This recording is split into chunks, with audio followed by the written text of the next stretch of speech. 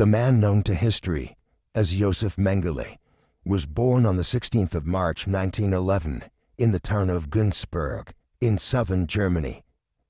His father was Karl Mengele, an engineer who around about the time of Josef's birth had become the proprietor of a foundry which manufactured farming equipment for various purposes such as sowing, cutting, and milling. There were 7 men on the payroll of the company in the early 1910s, which meant that the Mengeles were one of the more affluent families in the Günzburg area. Josef's mother was Walburga Hupfauer, who would subsequently give birth to Josef's 2 younger brothers, Karl Jr. and Alois. The young Josef grew up in a world which was in the depths of total war. It was only in the recent past that Germany had become a country at all. As recently as the 1860s, its territory was divided between over 24 smaller states. However, in 1871, these united under Prussian leadership to form the German Empire. This severely disrupted the balance of power in Europe, and in the decades that followed, the continent drifted towards war. Germany formed an alliance with the Austro-Hungarian Empire, while Britain, France, and Russia allied to offset the rise of Germany. At first, these powers confined their disputes to proxy conflicts in Africa and the Balkans. But in the summer of 1914, a regional dispute in the Balkans led to the outbreak of a general European war. It soon expanded to bring in countries such as Japan. And so the First World War had commenced. It lasted for over 4 years, with Germany, Austria-Hungary, and the Ottoman Empire fighting Britain, France, Russia, and Italy, with the United States later joining on their side. The defeat of Germany brought the empire to an end, and a new German republic was created, named after the town of Weimar. More importantly, a series of punitive peace terms were imposed on Germany under the terms of the Treaty of Versailles, and these would have lasting repercussions. The infant Mengele might not have been entirely unaware of these developments, as they had impacted substantially on the Mengele household. Karl left to fight in the German army shortly after the conflict began, and Walburga was left to raise the children, and attempt to keep the business ticking over during the war. She did this with a steely determination and successfully negotiated a contract with the German government to produce a type of army vehicle for use on the warfront, known as the Faraja bargain. As a result, the company prospered, and when Karl Mengele returned to Günzburg at the end of the war, he was able to keep the company moving forward.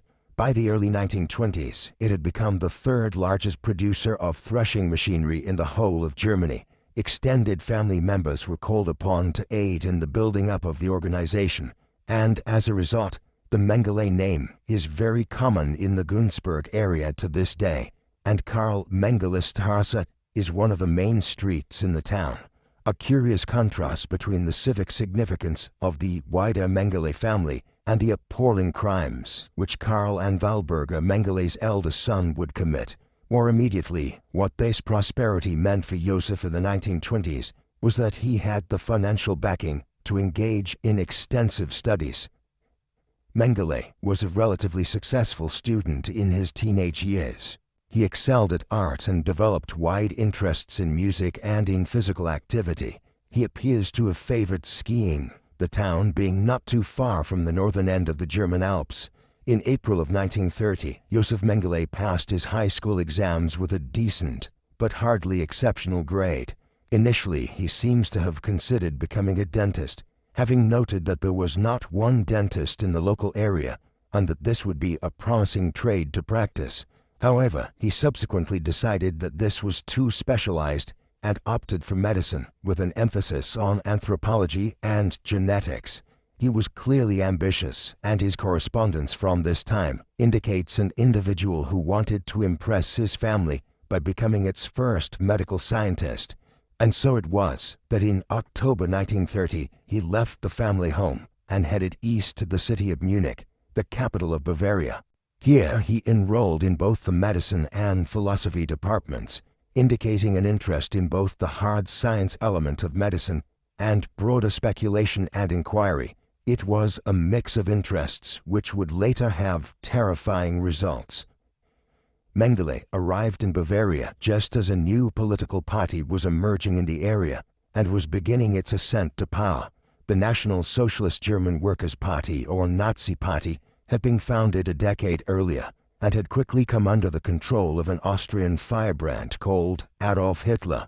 In November 1923, this collection of disaffected war veterans whose main concern was to prevent the rise of leftist parties, such as the Communists, and to redress the overly punitive terms of the Treaty of Versailles, which had brought the First World War to an end, had attempted a coup in Munich, but it was quickly suppressed. Thereafter, they turned to constitutional politics to achieve their ends, but initially floundered at the polls until the autumn of 1929, when, after a decade of rampant growth, the Wall Street Stock Exchange suffered catastrophic losses and the world's economy went into a tailspin. As individuals lost their jobs and life savings throughout Germany, parties such as the Nazis and the Communists began to experience a surge of support in elections. As the Great Depression, which followed the Wall Street crash, dragged on through the early 1930s, Hitler and his associates would become ever more popular with their message of xenophobia and resentment at Germany's position in the world. Mengele was soon involved in the political torrents which were raging around him, although he would not become a member of the Nazi Party itself for some time yet. In March 1931, he joined the Stahlhelms, an ex-servicemen's organization which was named after the helmets worn by the German army during the First World War. The Stahlhelms marched regularly and held military-style rallies, but the Nazis also had an early appeal to the young Josef. In his autobiography written years later, Mengele noted that the students of the university, those who had already reached the voting age, had contributed to this Nazi success. I was not then old enough to vote. My political leanings then were, I think for reasons of family tradition, national conservative. I had not joined any political organization, though indeed I was strongly attracted by the program and the whole organization of the National Socialists. But, for the time being, I remained an unorganized private person. But in the long run, it was impossible to stand aside in these politically stirring times. Should our fatherland not succumb to the Marxist Bolshevik attack? This simple political concept finally became the decisive factor in my life. From this, it appears that it was only a matter of time before Mengele joined the Nazis. Mengele's early years in Munich witnessed the full rise of the Nazis. By 1932, Hitler and his associates were the largest party in Germany, and their support translated into 40% of the national vote in the Reichstag elections, which were held that year. This was still not enough to form a majority government, and Germany's politics floundered in the second half of 1932. At stake was whether the country would lean towards the Nazis or towards the Communists, the second largest political group in Germany by this time.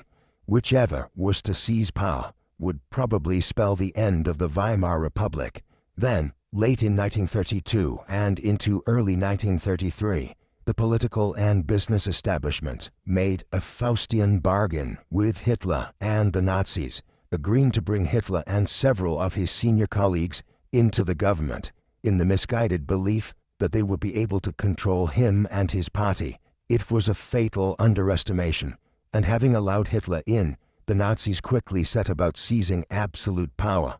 A political emergency was concocted to warrant the passage of an enabling act, which effectively allowed Hitler as Chancellor to rule by decree. Thus, in the course of just a few short months in the first half of 1933, the Nazis seized absolute power throughout Germany and established a one-party state, one which would hold power for the next 12 years. By 1934, Mengele was increasingly preoccupied by his studies, although many of his contemporaries subsequently recorded that they never regarded him as being a particularly accomplished student. Many, however, would note that he made up for his lack of pronounced intellect with ambition and hard work. His ambition had driven Mengele to simultaneously study for a doctorate and act as a practicing medic during the mid-1930s. It was during this time that the Stahlhelms, which Mengele had been a member of for some time, were merged with the Sturmabteilung, or Brown Shirts, the Nazi Party's original paramilitary wing. Hitler had ordered the merger, distrusting the Stahlhelm's fundamentally monarchist nature. A serious kidney complaint forced Mengele to end his association with the organization, leaving him more time for his studies. Overall, his studies did result in academic rewards. In 1935, Mengele was awarded a PhD for a thesis entitled Racial Morphological Research on the lower jaw section of 4 racial groups. Here, Mengele argued that it was possible to determine the race of an individual by examining their jaw alone. However, it should be noted that at this time Mengele's findings were based on scientific principles, and there was no overt racist or anti-Semitic sentiments expressed in the thesis. This is significant, for it suggests Mengele had not been radicalized to the extent he later would be. Having finished his thesis and acquired his doctorate, Mengele briefly spent a few months working as a junior resident doctor, a compulsory service which was required for him to obtain a full medical license. It was during this time, while working in a hospital in Leipzig, that he first met Johanna Schönbein, whom he would subsequently marry in 1939. Their only son, Rolf, would be born in 1944. However, while his personal life had prospered, Mengele was not suited to the work of a resident doctor, with its long hours and ward rounds, and he was eager to resume his studies. To that end, he sought and obtained a position as a research assistant at the Third Reich Institute for Heredity, Biology, and Racial Purity at the University of Frankfurt in January 1937. Here he would study under Professor Ottmar Freiherr von Saussure, an admirer of Hitler's, and an individual who professed to be an expert on the ominously titled concept of race hygiene. It is to this period in his life that Mengele's more deplorable views and the corruption of his character can surely be traced. Until this point, while he had exhibited an interest in race and genetics, his earlier thesis was not overtly racist. In Frankfurt, he became steeped in Nazi racial ideology, and in May 1937, he finally applied to join the Nazi Party and was soon accepted as member 5,574,974. In the course of the late 1930s, Mengele worked closely with von Saussure, often authoring reports for courts which the Nazi state was convening to judge German Jewish people who were deemed to have violated the Nuremberg laws, a series of oppressive measures which had been introduced during the mid-1930s to disenfranchise the Jewish population of the country. This involved rather perverse medical evidence. For instance, defendants were often brought before the court to decide whether or not they actually had Jewish blood, and so would consequently have breached one of the Nuremberg laws. In some of these instances, Mengele and von Saussure would conduct physical examinations of the defendant, measuring his or her nose and other features in order to determine if the defendant did in fact have Jewish ancestry. There is a definite shift here from Mengele. In Munich, he had used legitimate scientific methods in his research and produced work which historians and other scholars have generally agreed was unproblematic, even by modern standards.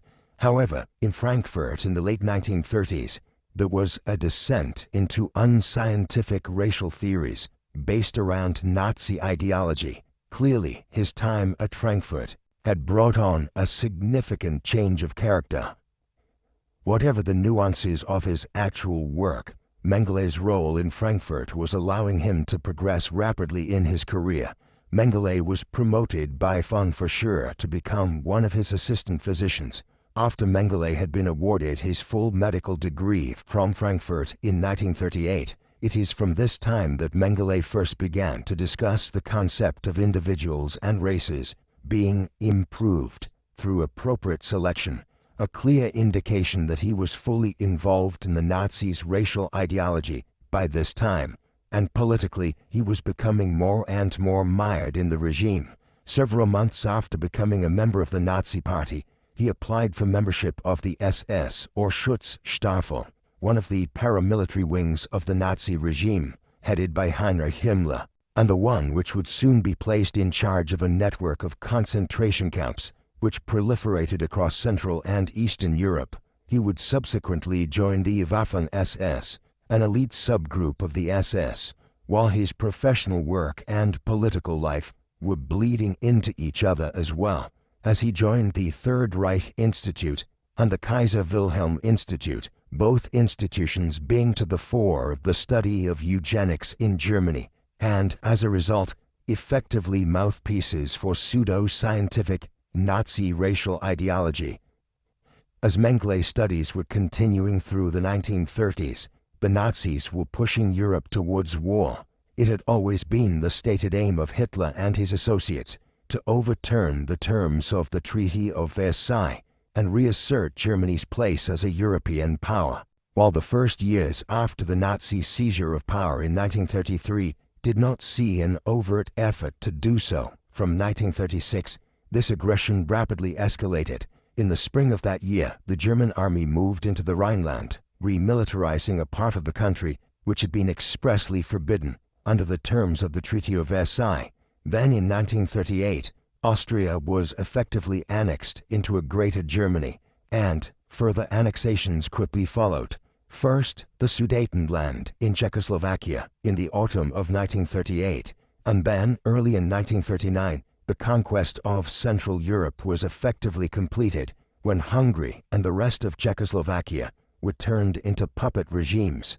At this stage, Britain and France had signaled that their appeasing of German aggression would not continue any further, particularly if Hitler tried to occupy Poland.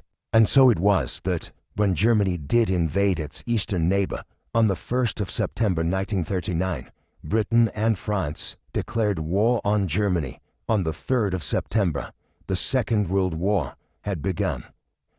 On the eve of the titanic struggle which would soon engulf the European continent, Mengele's career had run into its first and only significant impediment under the Nazis. In the summer of 1939, he planned to marry Irena after several years of courtship, but there was controversy in the run-up to the wedding, with some querying whether his wife-to-be had some traces of Jewish blood. Mengele enlisted the help of some well-connected colleagues and friends, who assured the panel which adjudicated on these matters that Irena had very Nordic ways, and yet a search through records for the extended family as far away as the United States could not entirely resolve the matter. Consequently, while Josef was unable to comprehensively prove that he was not marrying a woman who had a small amount of Jewish blood, he was nevertheless able to sweep the question aside without having fully answered it.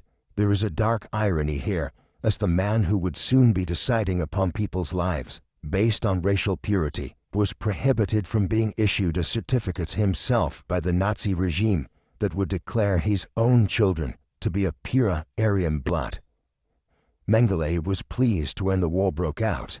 His son Rolf would state many years later that his father had told him that he viewed the war as a necessary struggle to reassert the German nation after years of being trammeled and downtrodden following the First World War. Mengele had enlisted straight away.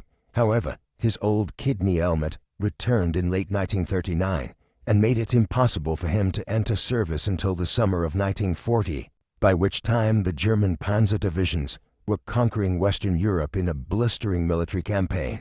Mengele was originally stationed at a military base in Kassel in central Germany. He remained there only for a few weeks before being reassigned to a combat position in his role as a member of the Waffen-SS.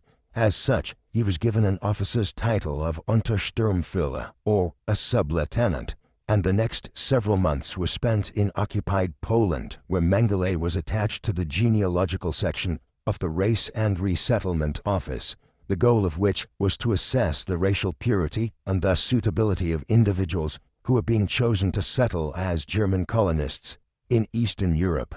The idea here was to effectively remove non-Germans from the new Lebensraum, or living space, which was being created in Eastern Europe. While Mengele was serving in Poland, the Nazi state itself was meeting with success in its war effort. The initial invasion of Poland in September 1939 had seen that country quickly overrun and occupied. Thereafter, a phony war of sorts followed through the winter and early spring of 1939 and 1940 as Britain and France tried belatedly to rearm themselves in preparation for a German attack on France. It was slow in coming, and when Hitler did make his move in the spring of 1940, it was to occupy Denmark and Norway. But then, in the early summer, a lightning attack on France saw the north of the country and the Low Countries completely overrun in just a matter of weeks. By the end of the summer of 1940, Britain stood alone against Nazi Germany. Worse was to follow, with Benito Mussolini's Italy now joining Hitler's Germany, and a campaign was commenced in North Africa to try to seize Egypt and the Suez Canal from the British. In the summer of 1941, that possibility looked imminent, and other parts of Europe, including the Balkans, had also fallen to the Axis powers of Germany and Italy. Thus, in mid-1941, the war effort looked very bleak indeed for Winston Churchill and his government in London. As the war turned in its favor, Nazi policy began to take on an even darker hue, confident in the fact that they would soon be masters of Europe and would not have to answer to international pressure from other states. Hitler and the leaders of the Nazi Party began contemplating a more stark approach to their anti-Semitic policies. In 1940 and early 1941, they were considering the idea of forcibly removing millions of Europe's Jews to the East African island of Madagascar, where they would live in a kind of open-air prison. However, when the North Africa campaign stalled and the possibility of seizing the Suez Canal diminished, a much more drastic idea began to develop. This was the final solution, the idea that Europe's Jews would be forcibly rounded up and sent to the patchwork of several dozen concentration camps, which had been created across Central and Eastern Europe since the inception of the war. Here, a small number of the most able-bodied would be used as slave labor in factories to produce German war materials, but most would be killed by exposure to gas within hours of arrival. This approach was ratified at the Wannsee Conference north of Berlin in January 1942, and mass murder was soon occurring at camps such as Treblinka, Sobibor, and Auschwitz. Mengele would soon be posted to the latter. Mengele was to see some military action in 1941. After a protracted period in Poland in mid-1941, he was reassigned to the Eastern Front. Flushed with success in 1940, Hitler had commanded his generals to begin plans for the invasion of the Soviet Union. Operation Barbarossa, as it became known, would be the largest land invasion ever undertaken by an army. When it commenced that summer, hundreds of thousands of German troops swarmed over the border into the Soviet Union. At first, the invasion met with enormous success as the Soviet forces melted away and the German Wehrmacht advanced towards Moscow and Leningrad. However, gradually Joseph Stalin and his generals mobilized their troops in an effective fashion. Then, the Russian winter set in. The German army was unprepared for the extreme cold and had not been issued with adequate winter clothing. Consequently, in the course of the winter of 1941, the tide of the war began to shift as the German advance stalled a short distance from Moscow. Mengele served on this front in 1941, specifically in Ukraine, during which action he was awarded the Iron Cross Second Class. Mengele continued to serve on the Eastern Front even as the war was turning against Germany. In January 1942, he was appointed to the Medical Corps of the Waffen-SS's Viking Division. This crack unit would eventually penetrate further into Russian territory than any other division of the German armed forces. However, Josef was kept away from the front lines. As a medic attached to the division, he was deemed of considerable value and kept back towards the defensive lines, where the unit was performing clearing-up operations as opposed to leading at the front. In July, the Viking unit was sent into action around the towns of Rostov and Bataisk in a vicious battle of attrition which lasted for 5 days. During this particular affray, he received the higher version of the Iron Cross, the Iron Cross First Class, as a result of rescuing 2 wounded soldiers from a burning tank while under enemy fire. Having dragged the pair to cover, Mengele had performed first aid on them. He was also awarded the Black Badge for the wounded and the Medal for the Care of the German People. Thus it was that Mengele returned back to Poland towards the end of 1942 as a considerably decorated veteran of the Eastern Front. Mengele's return to Poland was probably not a result of mere chance or a reward for his performance in the field of battle. It is more plausible that he owed his recall from the Eastern Front to his old mentor, Professor von Verschuer, who had been appointed as a director of the Kaiser Wilhelm Institute in Berlin in early 1942. This institute was charged with overseeing research in the Reich into the concept of racial purity and eugenics, with the decision to enact the final solution and the expansion of the concentration camp system. There was now a limitless supply of individuals who could be studied at the camps as part of this research, and with zero consequences for the researchers as to the methods they employed in their so-called research. Already in the summer of 1942, von Verschuer, in making his plans for heading to the concentration camps, had stated that he planned to take some of his former colleagues and students with him. Mengele was doubtlessly one of these, and it seems probable that von Verschuer had secured Josef's recall from the Eastern Front in mid-1942 for this explicit purpose. Consequently, in January 1943, after a brief hiatus in Poland, Mengele was back in Berlin at the Institute, but he would soon be sent to the place with which he has become synonymous, the concentration camp at Auschwitz in Poland. While all of this was proceeding, it was becoming increasingly clear to any German who took a somber look at the strategic situation that the war effort was doomed. Following the German defeat at Stalingrad, the Russians had gradually begun pushing the German armies back out of Russia. Moreover, in the spring of 1943, Britain, which was now joined by the United States following its entry into the war in December 1941, had defeated the combined Italian and German forces in North Africa.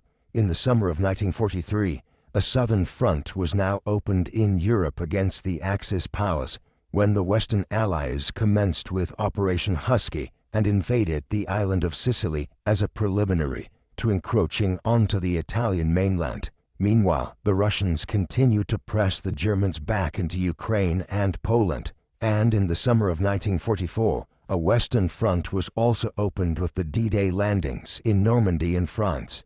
The defeat of Nazi Germany by the Allies was now inevitable, but what was open to question was the speed at which the retreat of Germany would occur, and which of the Allied powers would arrive in Berlin first. On that might depend much about how high-ranking members of the regime would be prosecuted in the post-war settlement. In May 1943, Mengele, who by now had been promoted to the position of Hauptsturmführer, a captain, received his posting to Auschwitz. The Auschwitz camp had started in a small way shortly after Poland had been conquered. However, by 1943, it had been expanded into a vast complex under the direction of its commandant, Rudolf Höss. There were 3 camps. Auschwitz I was the original camp and contained the administrative centers, the guards' quarters, and some of the earliest built detention facilities. Auschwitz II, or Auschwitz-Birkenau, was effectively an extermination or death camp. Here, Jews and other individuals who were sent here by the Nazi regime, including Roma gypsies and Soviet prisoners of war, were murdered en masse in shower rooms which were filled with the gas Zyklon B. The bodies were then quickly burned in crematoria which were built on site. This factory of death was where over 1 million people, most of them Jewish, would be killed between 1942 and 1945. A final camp known as Auschwitz III, or Auschwitz-Monowitz, was used as a slave labor camp, increasingly for the purposes of producing a synthetic rubber manufactured by the IG Farben chemical company. It was to this vast complex that Mengele arrived to the early summer of 1943. When he arrived at Auschwitz, Mengele was appointed by Eduard Wirtz, the chief medical officer of the entire camp, to the position of chief physician of the Romani family camp. His role in the wider camp was varied and brutal. The doctors at Auschwitz were central to what was called the selection. This was a process which occurred with new arrivals to the complex, when the trains of thousands of Jews, Soviet prisoners of war, Romani, and other unfortunates arrived at the camp, they were physically examined on the gangway, next to the train platforms. Little did the bewildered newcomers know, but the doctors appraising them were handing out death sentences to most of them. They selected a small number of those who were deemed physically fittest, and these were sent to the labor camps, while a few others were selected for reasons relating to experimental research or some other reason, but the remainder were all sent to the gas chambers and would be dead within hours. Mengele's detachment from any emotional response to this was strikingly clear. Some of the doctors at Auschwitz genuinely disliked being put on selection duty, a process which involved effectively condemning children and the elderly to death. By way of contrast, Mengele would sometimes show up to do it on his day off. Mengele was soon engaged in other activities which point towards a total lack of any emotional response to the suffering of others. This began almost immediately at the Romani family camp to which he was assigned upon first arriving there. Several weeks after he first reached Auschwitz, there was an outbreak of Noma within the Romani camp. This is an aggressive gangrenous process in which body tissue dies due to both the initial infection and the lack of blood supply which follows. It affects the mouth and lips in particular. A normal medical doctor's first concern would have been to treat his or her patients. However, Mengele's was to carry out experiments into a disease about which little was known at the time. Patients who exhibited symptoms were isolated in separate locations to be studied. Most appallingly, several children who had the condition were killed before their heads and organs were removed to be sent back to the SS Medical Institute in the Austrian city of Kutz for later study. This macabre research was still going on months later when a decision was taken to liquidate the entire Romani camp on the night of the 2nd of August 1944. There were other atrocities. The camps were riddled with diseases of all kinds, the result of poor sanitation generally, and the fact that those who arrived at Auschwitz were often carrying diseases already, a result of the cramped conditions of the trains which transported them to the death camp. As a result, diseases such as typhus and scarlet fever were often rampant. Mengele's approach to dealing with such outbreaks was viciously utilitarian. On one occasion of a typhus epidemic, he simply sent the entire populace of the barracks in which it had been detected, some 600 Jewish women, to the gas chamber. This barracks was then sterilized before moving hundreds of new occupants in who were deloused and given new clothes on arrival. The process was repeated with each barracks. Perversely, for his actions in this regard, in stamping out outbreaks of disease at Auschwitz, Mengele was awarded the War Merit Cross, and in 1944 was made the senior first physician of Auschwitz-Birkenau. And this was not an isolated incident. There are many reports of Mengele sending hundreds of people at one time to the gas chamber as a precautionary measure against the disease. He was particularly ruthless towards the Romani population of Auschwitz, but surely his most brutal action was in ordering the liquidation of thousands of Jewish people towards the end of 1944, when the camp's ration supplies, which were a mere 700 calories a day for prisoners, could no longer be sustained. While Mengele's actions in combating disease and ordering other mass deaths at Auschwitz were brutal, he has become most notorious for the experiments he carried out at the camp. Mengele treated Auschwitz as a giant laboratory through which he could continue the research he had started back in the mid-1930s on heredity and genetics. In this regard, he treated the inmates of Auschwitz as research material, in much the same way as a chemist might treat the chemicals in his lab as something dispensable. He was particularly interested in people with dwarfism and heterochromia iridum, the latter being the condition whereby the individual has two different colored eyes. His methods were often brutal. One experiment involved injecting chemicals into the eyes of those with heterochromia iridum to see if he could change the color of the irises. Often after studying the subjects to the maximum degree to which he felt it was possible, he would have them killed, or killed them himself, with lethal injections so that their internal organs could be studied and their skeletons preserved for later research. Perhaps the most shocking experiments involved Mengele removing some subjects' organs without anesthesia. One man, who had one of his kidneys removed in this way, was quickly sent back to work without painkillers.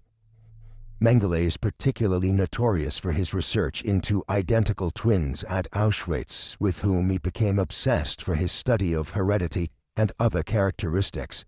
Often when the selection of new arrivals was taking place on the gangway near the train station at the camp, Mengele was on the lookout for twins for his research. These were typically twin children who often arrived together, though there is evidence of a pair of twins who were nearly 70 years old being examined by Mengele. Exactly how many sets of twins he examined at Auschwitz is unclear, but alone during the summer of 1944, when 400,000 of Hungary's Jews were murdered en masse at Auschwitz, Mengele is said to have identified and examined at least 175 sets of twins. In a bizarre twist of circumstances, being a twin could actually initially be of benefit to an individual in surviving Auschwitz. Many who were selected in this fashion by Mengele would most likely have otherwise been sent straight to the gas chamber. While Mengele's twin subjects were also fed better than nearly all other inmates at the camps, their heads were not shaved, and they were often permitted to keep their own clothing, rather than wearing the standard-issue uniforms which were given to all others at Auschwitz. Mengele's research involved a large amount of taking measurements and other seemingly banal examinations of the twins. Witnesses later testified that Mengele was extremely detailed in this work. Exact measurement of the twin skulls and other facial features were taken. One twin who survived Auschwitz later recalled Mengele measuring he and his twin brother's eyes for approximately 2 hours. Such examinations could occur 2 or 3 times a week for periods of months, and photographs were also taken. All of this seems to have been so that Mengele could record where physical variations, however minute, might have existed between identical and non-identical twins. But there was also a much more sinister aspect to all of this. Often Mengele would induce pain in one twin to see if it impacted on the other. Chemicals were used, and subjects were injected with random substances. Most brutally, Mengele's work on twins extended to studying their internal organs, and as such, he routinely murdered sets of twins using injections of chloroform, and then dissected them. On one occasion, he suspected a set of Romani twins of having tuberculosis, so he simply killed them and performed an autopsy to confirm his suspicion. Mengele had been wrong in his suspicions. The children did not have TB. What is most striking about all this was the simple manner in which Mengele completely dissociated himself psychologically from the act of killing. First-hand witnesses from Auschwitz, including Jewish doctors who were forced into acting as Mengele's lab assistants, reported afterwards that Mengele could be quite kind towards the twins he studied and other subjects of his research. He would often bring them sugar or treats and inquired how they were doing. Yet just minutes later, he could murder them as though it were nothing at all. Mengele was evidently so obsessed by his research that he believed it trumped any concerns of conventional morality, while his total indoctrination in Nazi ideology and the concept of Aryan racial hierarchy inculcated into him the idea that murder of supposedly less evolved races was completely acceptable if it could produce some scientific benefit for the Nazi regime. The result was terrifying. Here was a man who hummed Italian operas to himself while he dissected people he had murdered just minutes earlier for no reason other than a wish to study their organs. Consequently, it is no surprise to learn that Mengele became known in Auschwitz as the Angel of Death, in part because of his ubiquitous presence at the selection and because of widespread knowledge of his experiments.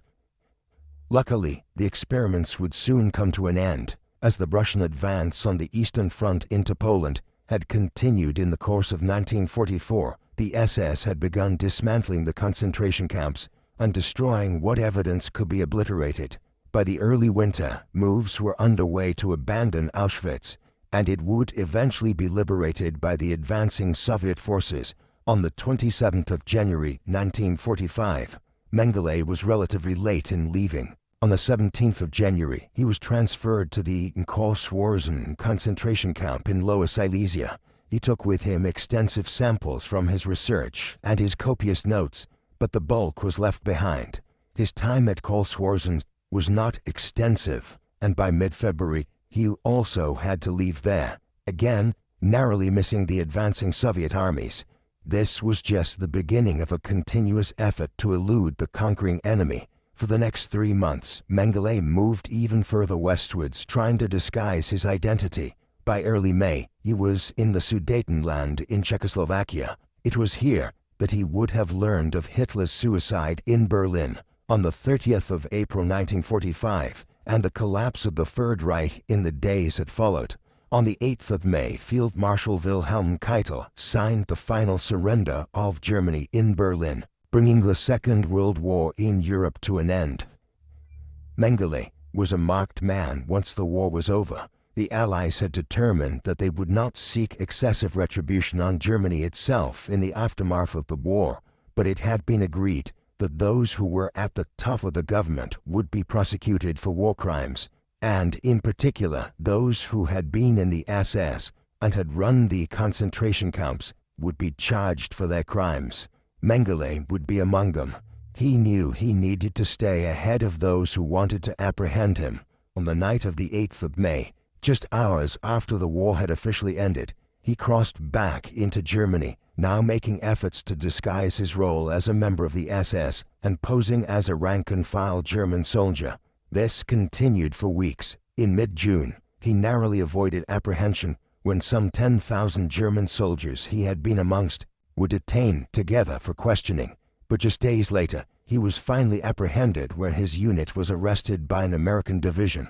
What is striking about what happened next is that when Mengele was questioned, he gave his interviewers his real name, and it was even recorded as such by those who were questioning him. But for some reason, it was not realized at the time exactly who he was, that he was a high-ranking member of the SS, and that he was the notorious Angel of Death of Auschwitz, a fact which had been clearly recorded by this time. In April 1945, he had been added to a list of wanted high-profile war criminals. This was as close as Mengele would ever come to justice. For weeks he was transferred between detention centers, but eventually in September 1945, he was released. What seems to have won him his freedom was that he did not bear one of the blood group tattoos, which nearly all members of the SS were tattooed with. Mengele had refused this in 1938, when he had joined the paramilitary organization. That decision now brought about his freedom. He was dropped to the town of Ingolstadt in late September 1945, and from there, he headed to the city of Donauwörth. This was a time when Germans were still being stopped and questioned regularly by the American and other Allied troops who were in every town and village in the country. So it was that he began to identify himself as Fritz Ullmann, in line with some documentation he had, which had previously belonged to a friend of his by that name.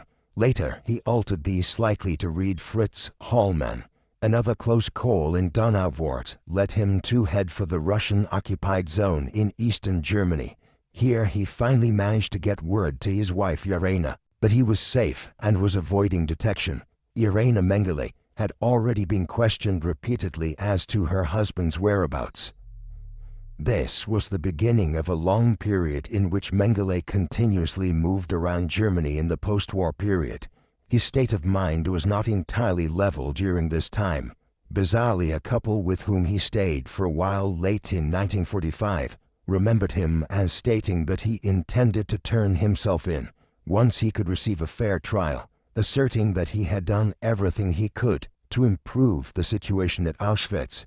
Eventually, in the early winter of 1945, he found a job working as a farmhand in the foothills of the Alps, having returned to southern Germany. Here he worked for the Fischers under his alias of Fritz Hallmann. The Fischers soon began to suspect that their new lodger was a fugitive, not least as Mengele would speak about the Allies as the Crusaders, who had invaded Germany, and his bitterness about the post-war settlement. would often boil over in conversation. Soon he was back in contact with his wife, and in the course of the months that followed, she would visit him periodically in secret. And this is the life he led for several years, as the Allies made episodic efforts to locate him. These were often half-hearted though. Without any record of his whereabouts or sightings, many assumed Mengele was dead already, in the same way that many other senior Nazi war criminals had simply vanished in the aftermath of the war. Eventually, in 1949, Mengele decided to leave Europe altogether. This was achieved using the so-called rat line, a network of individuals who were sympathetic to the Nazi cause, who used various methods to smuggle former Nazis who had remained in hiding out of Germany. Assisted by several individuals in this way, Mengele made his way over the German-Italian border in mid-April of 1949 and traveled to the city of Genoa in northwest Italy. Here he duplicitously acquired a passport from the Red Cross under the name of Helmut Gregor, and in the summer he sailed for South America. Here the Argentine government was particularly welcoming of former Nazis, a result of the acrimony between the regime there and the United States, while several other Latin American states also viewed aiding German war criminals as an act of defiance against the United States and its neo-imperial policies in Central and South America. Moreover, the Nazis had shipped massive amounts of money and material goods to Argentina in advance of the war ending, and it was these which bought many their relative freedom there after 1945. As a result, individuals such as Adolf Eichmann, one of the prime architects of the Holocaust, and Mengele were allowed to live in Argentina unmolested for a great many years. It was here in Buenos Aires that Mengele first settled late in 1949. Mengele's life in the years that followed was one of gradually establishing a new life in South America. For a time he worked as a traveling salesman, selling farm equipment, tools which he had grown familiar with, on the Fischer's farm in southern Germany. After spending some time living with a Nazi sympathizer, he moved into an apartment of his own in Buenos Aires. Some family funds were channeled to him in Argentina from Germany, and it was enough for him to take a stake in a carpentry business and rent a house soon thereafter. It is also probable that he practiced medicine during these years, without an official medical license. There are records which suggest, for instance, that Mengele was involved in organizing illegal abortions. His family life changed too. Mengele's wife, Irena, despite remaining faithful to him through the horrors of Auschwitz and the post-war period, was unwilling to leave Germany for South America. They divorced in 1954, and Mengele remarried 4 years later to Marta Mengele, his widowed sister-in-law, who had previously been married to his brother Karl and who had joined him in South America. Such was the laxity of surveillance of Mengele that he was even able to briefly return to Europe during the mid-1950s to see his son, and he began living back in Argentina under his real name. That Josef Mengele was able to escape detection in plain sight during these years was largely owing to the fact that nobody was looking for him. The German authorities and the Allies had assumed he was dead by the late 1940s. This was despite coming to the attention of the authorities in Argentina. In 1958, he and several other doctors were questioned in relation to a network of medical professionals who had been performing illegal abortions. Though Mengele was not charged, the episode produced enough worry, though, that he decided to change his location again, and in the late 1950s and early 1960s, he moved around South America on numerous occasions, at one time living in Paraguay and briefly residing in Bolivia as well. And this cautious approach led him to avoiding arrest again in the summer of 1960. In mid-May that year, the Israeli Secret Service agency Mossad raided the house of Adolf Eichmann in Buenos Aires. They had been tipped off as to Mengele's possible whereabouts and were preparing to seize him too. But Mengele was in Bolivia at the time. Eichmann was brought back to Israel, where he stood trial in the most dramatic prosecution of a Nazi war criminal since the Nuremberg trials of 1945 and 1946. He was found guilty and executed there in 1962. Despite the close call with being captured that Mengele had had in 1960, and despite the fact that it was now clear to international Nazi hunters such as Simon Wiesenthal that Mengele was in fact alive and living in South America, he returned briefly to West Germany shortly afterwards. Then he relocated to Brazil, where he resided on a farm near São Paulo, belonging to a Nazi sympathizer by the name of Wolfgang Gerhardt, while his second wife Marta settled for a time in Italy. These were the years in which Mengele was most actively being pursued, as Israeli agents and others sought his extradition from Latin America and tried to pin down his location. As such, it is not often possible to be sure where exactly Mengele was at any given time. At one point in 1962, Mossad had gathered intelligence that he was in Egypt. It is impossible to tell if this is accurate or not, though it continued to be South America, where Mengele largely hid with the aid of Nazi sympathizers such as Gerhardt and a couple of Hungarian expatriates by the name of Geza and Gita Stammer. These helped him acquire further hideouts around São Paulo and Brazil throughout the 1960s. Their aid extended to Mengele, assuming Gerhardt's identity when the German headed back to Europe to receive medical care for a family member.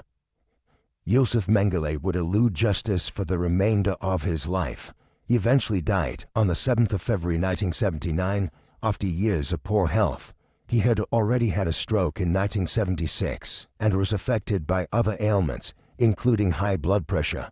His death, when it came about, was owing to a second stroke while he was swimming at the seaside town of Bertioga in Brazil. The cause of his death is given as drowning. He had nearly reached his 70th year, making him one of the longest-lived of the more notorious Nazi war criminals. And 2 years earlier, his son Rolf had visited his father in São Paulo. He had not seen his father in over 20 years, and it was the first time he met him as an adult. His impressions of his father, as recorded much later, were of a man who, over 30 years after the war had ended, showed no remorse for anything he had done, but rather continued to affirm that he had done what he did at Auschwitz as part of his duties as an SS officer. Rolf Mengele concluded that his father was an unrepentant Nazi.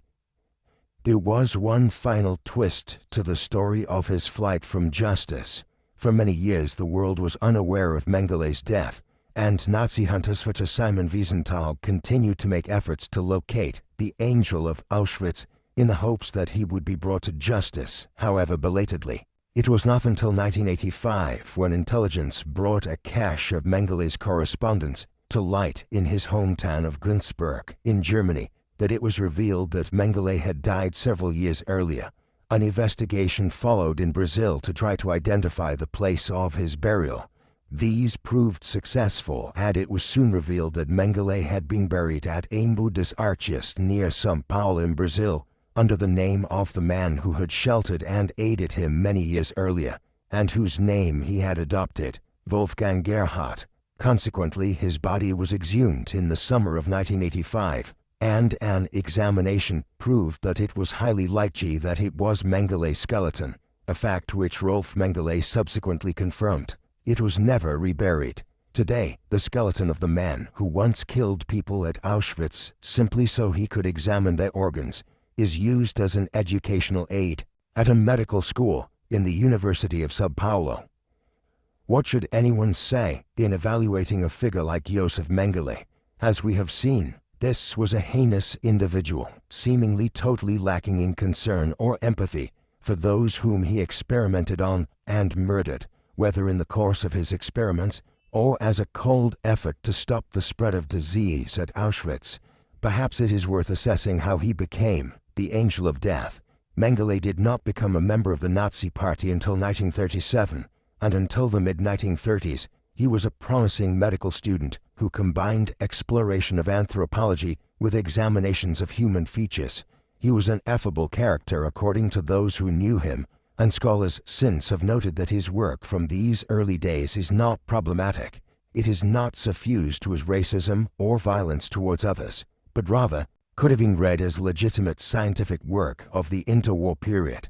In this respect, Mengele, prior to his involvement with the Nazis, was somewhat akin to Albert Speer, the architect who later became German Minister of War Production, before the rise of the Nazis and their involvement with them.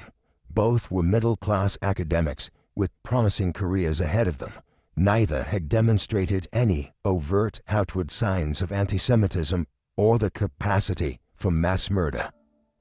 Ultimately, though, after he became involved with the Nazis and began his work into racial anthropology under Professor Ottmar Freiherr von Fischer in Frankfurt at the beginning of 1937, Mengele's character changed quickly. By the end of 1938, he was not only a member of the Nazi Party, but also the Waffen-SS, the most fanatical branch of the various Nazi paramilitary organizations. It was in this capacity that he enthusiastically joined the war effort, following the invasion of Poland in September 1939, and from the beginning, some of his work involved the concept of supposed racial purity, but the worst of it came at Auschwitz between the summer of 1943 and when he fled the camp in January 1945. Here, in a stretch of time spanning just 20 months, Mengele personally ordered the deaths of thousands of individuals, and in a great many instances, committed the act himself by lethally injecting the subjects of his experiments. These same experiments range from the immoral to the downright perverse, such as when Mengele sewed two people together in a bizarre test concerning conjoined twins. They died days later after their wounds turned gangrenous. Mengele was certainly a harbinger of death at Auschwitz during his time there. In the end, however, Josef Mengele escaped retribution.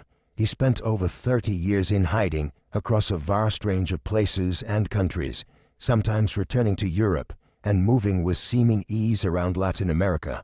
It is also striking how many people were willing to aid an individual who was guilty of the crimes Mengele had committed. He was also very lucky. In 1945, he was arrested by the Allies and let go on the basis that he did not have the standard blood group tattoo that nearly all SS members had. Then, he narrowly escaped arrest on several other occasions in the years and decades that followed, most notably in 1960, when Adolf Eichmann was arrested in Buenos Aires. As a result, Mengele escaped punishment in his own lifetime, but his crimes will never be forgotten. Thank you for watching until the end of the video. If you found it helpful, don't forget to like and subscribe. Who should we explore next? Let us know your thoughts in the comments.